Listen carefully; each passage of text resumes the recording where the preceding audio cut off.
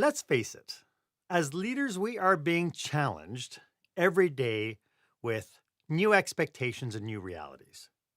One of those realities is the constant moving target we call defining what leadership is. And that's what we're going to be talking about today on Marc Haine Live.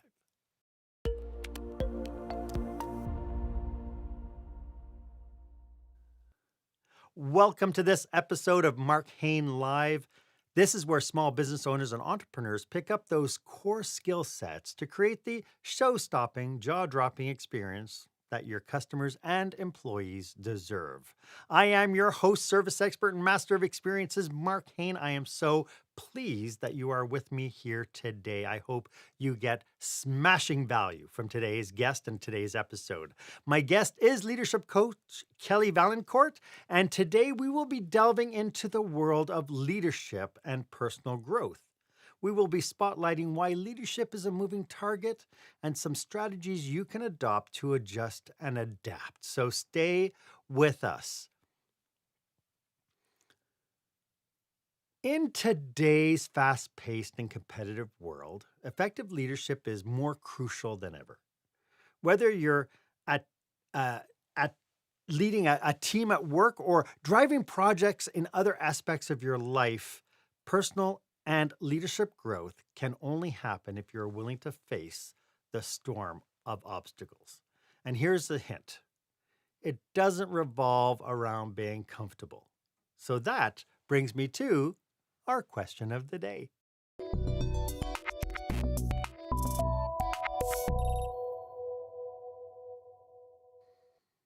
So, are you willing to take risks, learn from failure, and embrace discomfort in order to become an effective leader? Are you open to being vulnerable and celebrating success as a team? Okay, so that was two questions, but I'd love for you to share your experience and your comments on social media. So please make sure you share this episode, hashtag it experienced leadership along with your comments. Where do you stand in the scope of you becoming a more effective leader? My guest for this episode is the founder of Momentum Leadership Coaching, Kelly Vaillancourt. Kelly is a registered respiratory therapist in Ontario, so she is an expert, so get ready to take a deep breath. She is a leadership coach and a member of the International Coaches Federation. Kelly loves supporting others in their journey to become the great leaders that they are meant to be. Kelly, welcome to the show. It's a pleasure to have you. Thank you for having me, Marc. It's good to see you. Maybe you could tell us a little bit about what you do for your clients. Sure, absolutely. I specialize in helping leaders define who they are as leaders and get them the success that they want, both personally and professionally. Wow, that's excellent. We're seeing the leadership landscape change so much and so quickly. I mean, obviously, the pandemic just absolutely put everything on steroids. All of a sudden, we had to learn to become remote leaders. And then, this, what I like to call the almost post-pandemic era, things are shifting so much. When it comes down to this idea of defining one's leadership or who they are as a leader, what's going on? I think people are starting to realize that they absolutely have to have a definition of who they are as a leader because it helps them create a framework for everything else that they are doing. When I think about during the pandemic, so my definition of leadership is I help people make sense of what is, I imagine what the future can be, and then I help to get them there. I got that from a company that I took a course from called Blue Dot, and it really anchored me through the entire pandemic because certain parts of the day I needed to be using that framework for different things. So, for example, as new information was coming out, I had to help people make sense of what was happening today, knowing that it could change tomorrow. When I was talking about things that are going to happen in the future, we may have to change how we do care. We may need to change that. People struggle with change as leaders. We all know that. So I had to help people imagine what that could look like and help people understand why they needed to do that. And then I had to put the things in place and get people the resources that they needed so they could be successful. And what I saw was when leaders didn't know what to do, they struggled. They struggled Mm. with credibility on their teams. They struggled with trust because it was like, I don't know if you're telling me what I really need to hear. And they didn't have all the answers. There also had to be an element of humility in leadership that I think didn't always present itself before. So you, So go ahead. yeah, you mentioned it. So you mentioned a couple of values in there, and it's values that we've really talked about many times on this show. Things like humility. Um, do you think that that's one of the areas where leaders are falling down today? I do. I think there's an era that has gone and should stay gone, which is that leaders have all the answers. In reality, you can't possibly know all the answers. I think it takes a lot of courage for a leader to say, I don't know, and let's find out. So. When you're thinking about kind of the leaders in today's environments, obviously so many things have changed. What do you think has been the biggest handicaps that leaders have had to face now in adapting from basically the post-pandemic world to the almost or the pre-pandemic world to the almost post-pandemic world? I think it's lack of clarity about what's expected of yourself as a leader, what's expected of people as they return to the workplace, and what does that look like, because people have different expectations, and you need to have a conversation to be really clear about what are those expectations. What do you need from me that's different than what you needed from me before as a leader? Some of the most powerful conversations I've had with people is asking the question, what do you want me to start doing, stop doing, and continue doing? Mm, that's interesting. Um, do you find that this is something that leaders are being able to adapt to willingly, or is it kind of like pulling, grasping, clawing their way into kind of figuring out what that is? Uh, I think I think it's a little bit of both. I think some people really do value change and embrace change and know it needs to be different. And I think there are some people that feel like it's always worked for me before, so it will continue to work for me. It does, leadership takes a lot of reflection. People do need to sit back and take a look at what's working. How is this getting me the results that I need? Or is it getting me the results I need? And if it isn't, what needs to look different? And what skills do I need to develop? And that can be really uncomfortable for people, right? Sure. It's like, Yeah. if it worked before, why can't it work now? It's like, well, because we're all very different. We have been through an experience nobody's experienced before. So, from what I'm understanding from what you're talking about, we're seeing this clash between the pressure to conform to certain leadership styles or stereotypes that we've grown up with, rather than really being true to one's own values and strengths. Is that fair? Yeah, I think that's fair. And it, for me, again, it comes back down to clarity. What does that mean for you? You know, when I have my definition of leadership, I also have behaviors that are attached to it. So if I'm sense making, who's my audience? What's their communication style? Am I actually getting my point across? How do I know? I have to ask those questions. What did you hear me say? Hmm. And when I'm looking at visioning in the future, it's, what's the art of possible given the resources I have? And again, those take time to think about what are those behaviors that are attached to those values and how are they showing up. That takes reflection. It takes time to really sit back and say, what worked today? What didn't work today? Right. And again, to your point, it takes humility and it really does take parking your ego at the door to make that happen. I really love your phraseology, your language around the art of possibility. Could you touch a little bit on that? Yes, I jokingly have been told I need to think inside the box once in a while and not outside of the box so much. But I always like to see what's new and what's different. How can we take something that maybe you've learned in the service industry and apply it to patient care? Because and the patient experience, because it's not just one and done in the healthcare system. There's lots of points of care access. And what does that look like each time for the patient? How are we treating the patient as a whole versus, I'm here to get my knee replaced, for example, or I'm here because I have a throat infection. It's an entire experience, and that patient comes with a story, a support system, a value system. How are we integrating all of those things? Because that's really important to me as a leader, that we embrace the patient as a whole. And so you're talking through the healthcare profession. As you were speaking about that, I was thinking about all the correlations to retail and service-based businesses and hospitality. That sentence or that thought process that you just brought forward would apply to. When somebody comes into your store, I always joke about people don't come to buy a drill because they need to make a hole. They're buying a drill because they want to hang a picture, or they want to assemble something, or build a bureau, or fix a bureau, or whatever, right? Yeah. So understanding the overarching need of the people we're dealing with is so incredibly valuable and needed, especially when it comes down to our employees. Yeah, absolutely. They come in, our staff are experiencing all kinds of things on top of being employees, right? They are, part of a family network. They are part of a social network. They are part of, maybe a faith-based community. They Mhm. bring all of that experience with them.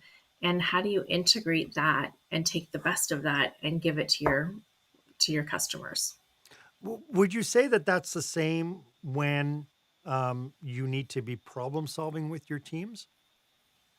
Oh, 100%. There is so much rich experience when you're working with teams, and some of the best problem solving I've ever had has come in a collaborative fashion. So, and I can give you an example. We were Mhm. revamping the flow in our pediatric emergency department. So we knew that our wait times were too long.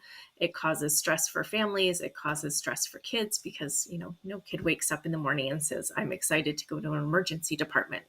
So we really thought about how can we make this better. We took an idea from a different hospital and we brought it to the team. We used our child life specialists, we used our charge nurse group, we used our physicians, we used our business clerks, and talked about how can we reframe this. And we revamped the flow. We put the flow in charge. We gave it to the child life specialists actually and said, you're responsible for making sure that we maintain flow in collaboration with the charge nurse. That had never been done before.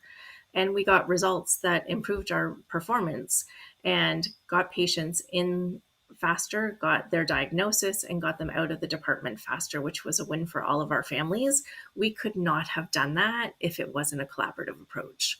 And we Right. used other services. We even got families involved. We told them what we were doing and said, we need your help. And they were more than happy to provide us feedback because we had them moving in and out. It was sort of, jokingly said it was like the Disney experience. You never stayed in one spot for very long. And we got really positive feedback from the families that it was a better experience because they were always feeling like they were moving forward instead of, getting called into a room where you wait for another 2 hours with nothing to do. I love it.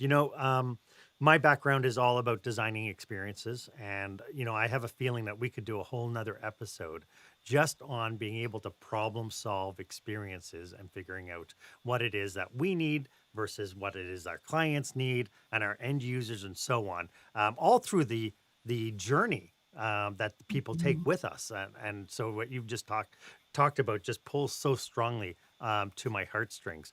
I'd love to dig into some suggestions and ideas that we can use to help leaders uncover some of their barriers. And I'd like to get to that right after this.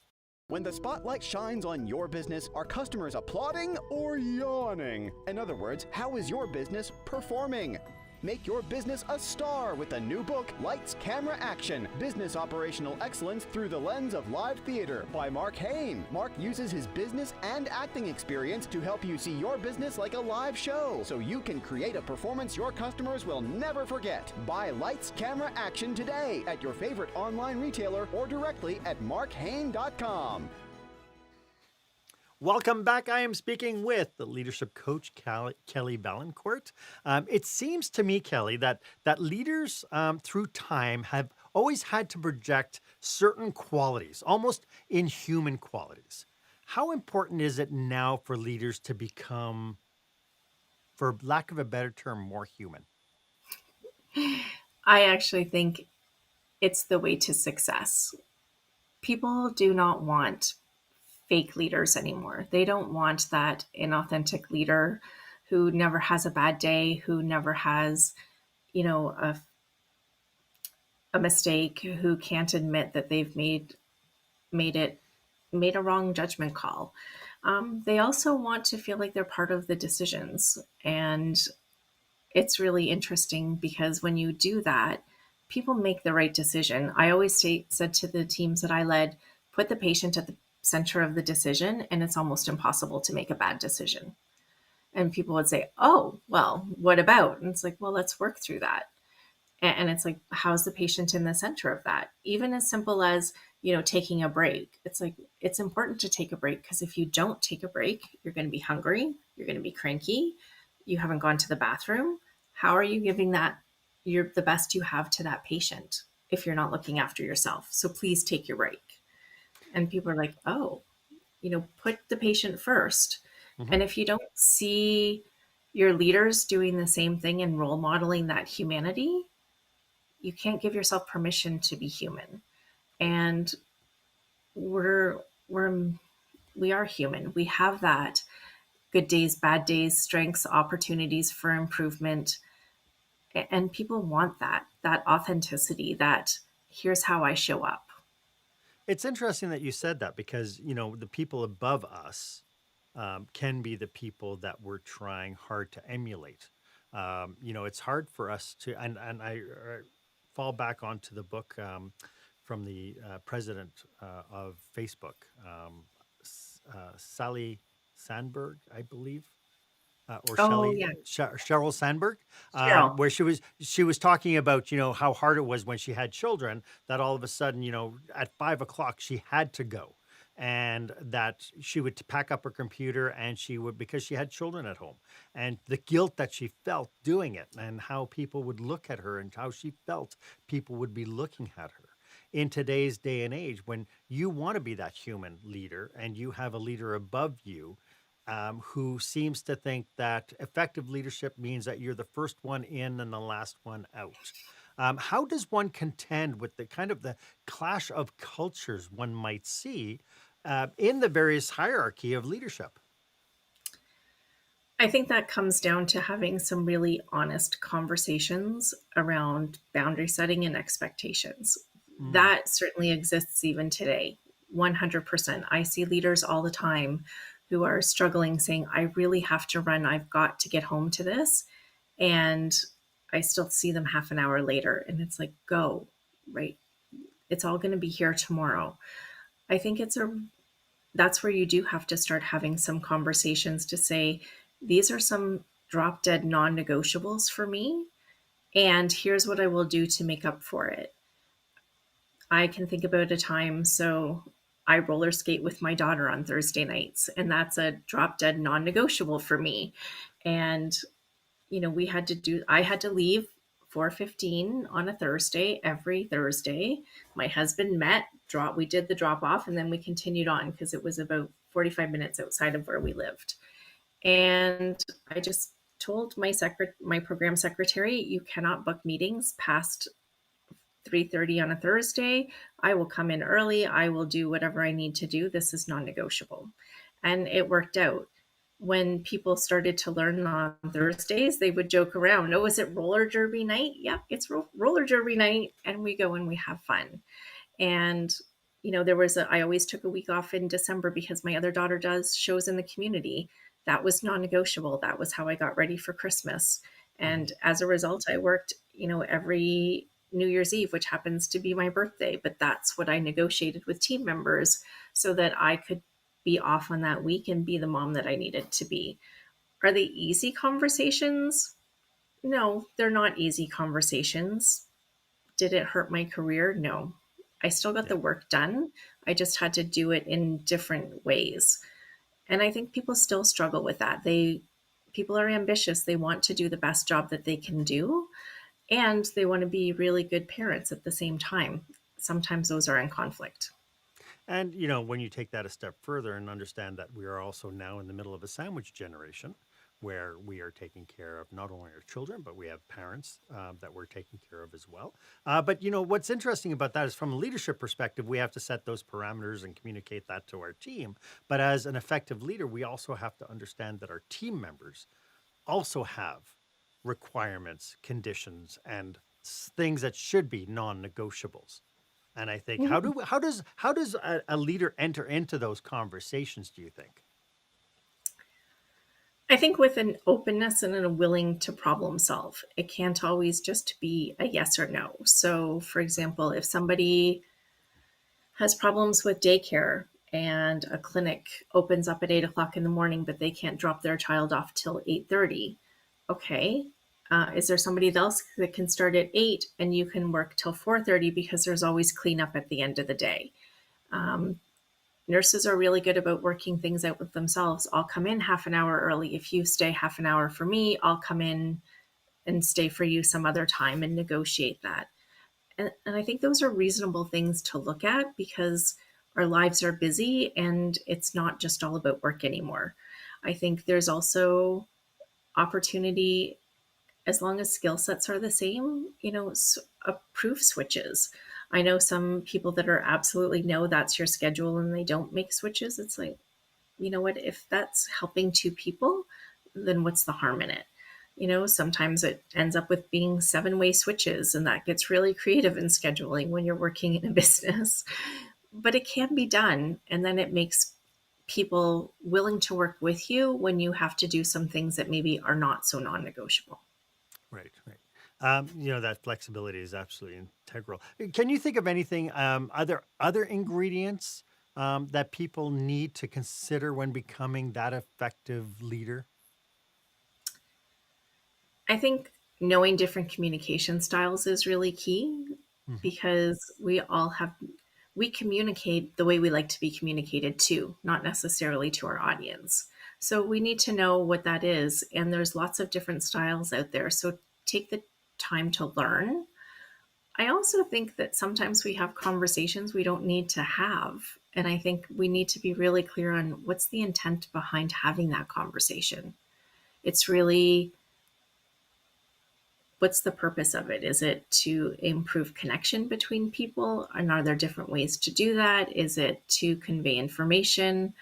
Is it to change performance, maybe? Be really clear on why you're having that conversation and be kind about it as well. I think kindness is underrated in leadership. I think you can be a really kind leader and be firm at the same time. They're not mutually exclusive. So I think communication, kindness, compassion, they all go together.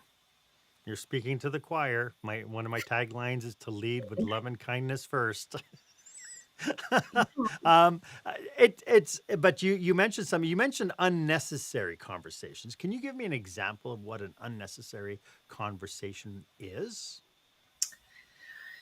Um, there's a lot of storytelling in healthcare sometimes, like things that happen on shifts that, maybe don't need to be carried forward. You can have different conversations. And, sometimes it's really about you're trying to get a connection with somebody. Maybe you can have that in a different way about finding something else outside of work that you have in common. Gotcha. Maybe it is you're complaining about, that's a great way for people to hardwire connection, but it's not really the healthiest way. So complaining maybe about what upper management are doing, as opposed to asking the question, why do you think they're doing that? I think one of the best leadership lessons I ever learned is most of us are reasonable, rational people, and we all show up to do the best job we can in that day. It may not be 100% of what they gave yesterday, but it's still 100% of what they have to do today. Yeah, yeah. This is a fascinating conversation, Kelly. Could you just quickly let us know how we can get in touch with you if somebody wants to reach out and work with you or pick your brain on an aspect that they're experiencing in their work life? How can somebody get in touch with you? Yeah, absolutely. They can reach out through LinkedIn. I'm on LinkedIn. And they can email me at kelly@momentumleadershipcoaching.com. Awesome. Part of what I see as a consultant in hospitality and tourism and retail is this idea that leaders themselves have to compensate, are trying to compensate for their own limitations and self doubt. Could we talk a little bit about how one comes to grips with the fact that they expected that they should know it all and they don't, and they are afraid to lose face with their team members and the people who they work with? Yeah, that's a great question. I think that's hard because that comes with discomfort, right? Disclosing what I don't know. Hmm. And I think for me, I got caught enough times as a young leader, really not knowing what I was doing, that I learned the hard way. It's just better to fess up. So Okay. when I first started leading, I really did believe if looked after people, then that would be enough. And I didn't have a great vision for where we wanted to go. And so it was like a professor said to me, because I went back to school to learn about leadership, because I was like, I don't understand. I'm feeding these people, I'm like bringing them coffee and muffins. And she turned to me and said, Kelly, they will eat your muffins. That doesn't mean they're going to follow you. You Mm. need to be a leader for people to follow you. And I was like, oh. And that started me on this 20-year journey of how to be a leader that people will follow. So I had to learn that I didn't know about how to get resources necessarily. And that was really uncomfortable for me to say, I don't know. Now I know to follow it up with, and I'm going to learn. And when Hmm. people saw that I tried, and I wasn't always successful, but I tried, and then I'd come back and explain what happened and why I wasn't successful, people were far more understanding and willing to take a chance the next time. And I learned from that. And there's also something really powerful when somebody comes to you with a problem and you turn to them and you say, well, what do you think?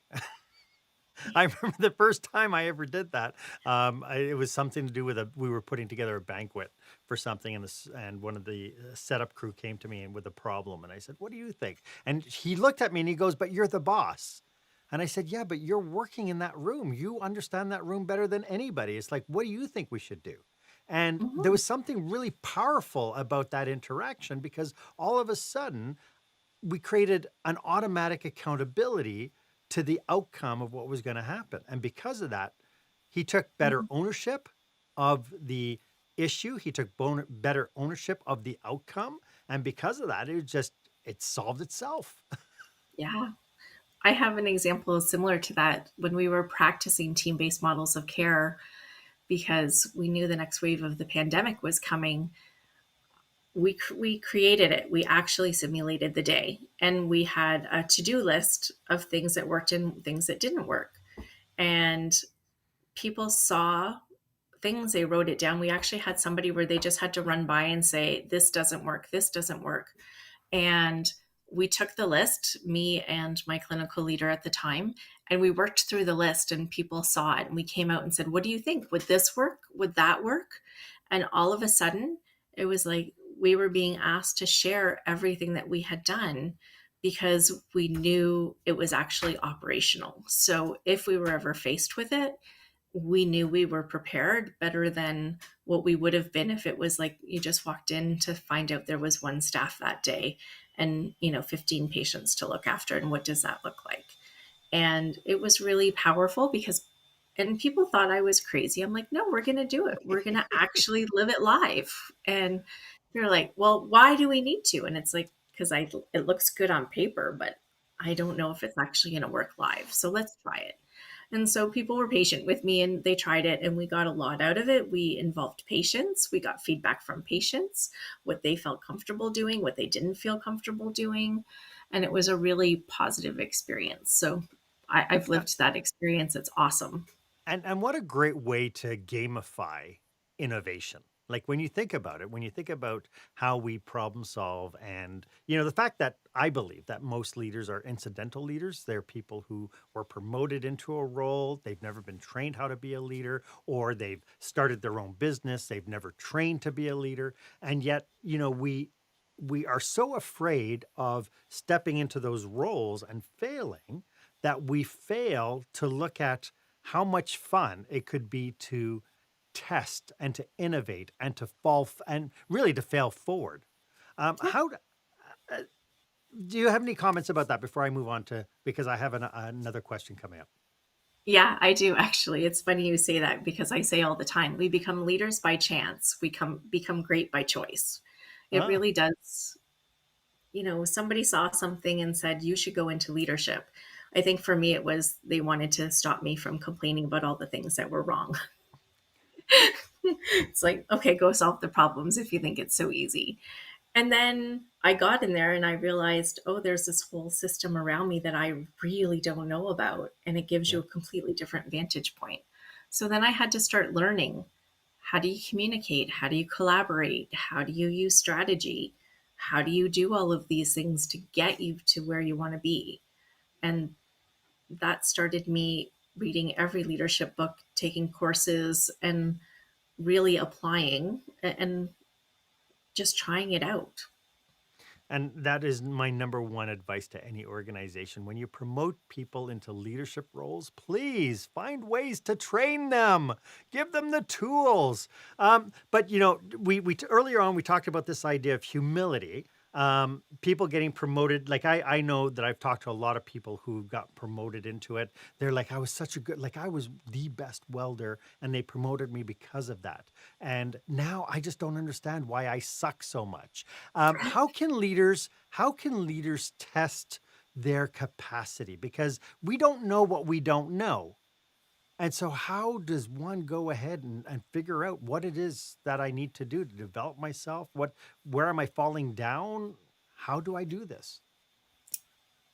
I think my best advice for a leader who's feeling that way is to grab a journal and write down the question, what is a good leader? What behaviors do they have? And then ask yourself the question, how do I compare to that leader? And that might be a really good starting point. So It's interesting because you're talking about self-reflection. At the same token, could they go out to people and say, what do you expect out of your leader? absolutely. And I would actually honestly recommend having conversations with people that are your direct reports. So when I start in a new team now, I try to meet with everybody and I ask the question, what makes a good day for you? What makes a bad day for you? How will I know when you're having a bad day? And what does support look like from me? And those questions help me understand what people are looking for from me as their leader. I love that. And right there, that is the price of admission right now to this podcast. If you're listening to this, watching this, write those questions down because those are really, really powerful questions. Uh, when somebody defines and goes through and knows that things aren't right, though, how do they, again, we don't know what we don't know.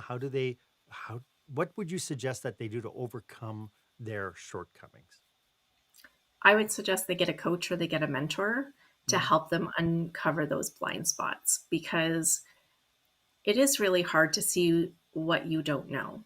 You may think you're a great communicator, and then you go and a coach can maybe go and talk to some people to get an idea of your communication style. So you're coming back saying, well, people are angry at me, or people are not getting it, they're not understanding. And it's like, okay, so have you thought about how they want to communicate? What's important to them? What language do they use? Are you using their language or your language? Because it's not going to resonate to somebody if they don't hear their language. And so they can help you uncover those things. Sometimes you need to figure out, do some self-development. There's a million things out there that can help you figure out what your strengths are. My personal one that I love the most is Strength Finders. And because it gives people an opportunity to say, well, this is what I'm good at. Here's what I can work on. And then for things that you're not great at, find strategies, find people to help you overcome that. I'm not a detail oriented person, so to ask me to proofread something really is not going to get you very far. So I would hand that off to somebody else to say, can you do this? And in exchange, I'll do this for you because I can do this. So you find different ways. I do think you need a trusted mentor or a coach to help you uncover what those blind spots are. I love that. And I would suggest anybody getting promoted into a leadership role, one of the first questions you should ask is, who will be my mentor as we make the adjustment? Because the job description is entirely different from being the technician to being the leader of technicians. So that's Yeah. something that we need to do. I'd love to touch into some cautionaries as people want to make the change. One of the things I absolutely abhor is band-aid thinking, where it's like, okay, we're going to just do this. So I'd like to get into some cautionaries, and we'll get to that right after this. When you're delivering an important speech to a huge audience, it's easy to lose your place or go way over time. Give yourself an advantage with the Pro Speaker Presentation Speech Timer app. No more checking your watch or calling for time. The Pro Speaker Presentation Speech Timer app keeps you on track with easy-to-see timers, even changing color for visual prompts during your speech. And you can set audio cues to practice, or set it to vibrate so you don't even have to look. Be the pro you know you are. Download the app at speakerpresentationtimer.com. Welcome back. I hope you are getting tons from today's episode. As you can tell, Kelly and I are absolutely passionate about today's topic. If you belong to an organization that could use our help, or you or someone you know might be planning a leadership retreat or a conference, why don't you drop us a line? Our contact information is in the show notes. We'd love to explore how we could be of service to you and your people. Kelly, like I mentioned just before the break, I abhor when people do band-aid thinking around certain problems. When somebody starts thinking about this idea of developing new ways of being able to reflect themselves as a leader, new ways of being able to define how and what they do, are there any cautionaries about what we're talking about today? Definitely. Take your time. Don't rush it. I had my initial leadership definition was leadership through service, and I knew for a long time it didn't really fit me, but I didn't rush to get a new definition of leadership. I actually had conversations. One of the best conversations I would have with people is, what is your definition of leadership? And it started all kinds of different things and different paths, so I could take bits and pieces of it. And I really waited to find the next one that landed with me. Is it going to stay with me forever? I don't know. But for now, it fits me really well. So take the time, and also find a friend. Don't try to do this on your own, or find a coach, find a mentor, because leadership can be lonely. It shouldn't be. It should actually feel like you always have people around you as a leader. So if it's feeling lonely, then go find people to talk to. Go talk to your team, get to know them. And again, it's going to take a lot more time than you realize. It's not an overnight thing, because you're going to learn more about yourself as a person. And I jokingly said a long time ago, actually I say it all the time, I started on a leadership journey to be a better leader. I had no idea it was going to start out with me being the best version of myself first. I love that. That is such a good reflection of what it takes. You have to start inside before you can work on the outside. And to Yeah. your point, people getting a coach. We've done episodes on this podcast about how to assess whether or not you need a coach. I do invite people to check out those episodes. However, at the same token, there's, like you said, there's so many resources out there. I mean, in Canada, we have Tech Canada, which is a really great organization for you to be able to meet other leaders and discuss, like people who are non-competitive, to discuss challenges that you might have in your business or in your leadership styles or leadership capacity. There's things like the Global Leaders Organization, which is all through the United States, but it's peeking its head into Canada right now as a way for peers to be able to get together and be able to have really great conversations that are safe spaces for you to be authentically who you are and be able to admit the stuff that you're having challenges with. And to Kelly's point, I mean, this idea of getting a coach, I think, is a fabulous, fabulous opportunity. Um, Kelly, any other cautionaries as people try to rip the Band-Aid off? uh, don't just follow one leader. There's lots of different styles of leadership and lots of great things that different people have to offer. So find a whole bunch that you can relate to and learn from. Wonderful. Kelly, this has been just absolutely so much fun and so eye-opening. Could you just remind everybody one more time how they can get a hold of you? Yeah, absolutely. You can contact me through LinkedIn. I would love to hear about your definition of leadership through there. And also Kelly at momentumleadershipcoaching.com. Excellent. And as we wrap up, do you have any last thoughts? I just have fun with leadership and make sure that you celebrate your successes because you do have them all the time. And sometimes they seem small, but celebrate them. I love that. You know, I always say you go to work every day to play. Just go and have fun. And you'll have crisis, you'll have problems, but you also celebrate the fact that, when you overcome those things, that's the real kind of payoff, the return on investment for you going into work every day to have fun. Kelly, thank you again. I really appreciate you being here to share your knowledge, your passion, your expertise. It's been a lot of fun. Thanks for being here today. Thanks for having me. Have a great day. Thank you. If you have any questions about today's episode, or you would like a complimentary 30-minute brainstorming session with you and your team, feel free to book yourself on my online calendar. The link is down below. It's the one that's marked meetwith.markhaine.com. As always, I am at your service. And if you haven't done so yet, why don't you go ahead and follow me on social media? And please feel free to put comments down. I would love to hear a review or your thoughts about this episode. Thanks again for joining me today. My name is Marc Haine. I hope you stay safe, stay healthy, and I hope you dare to be the exception.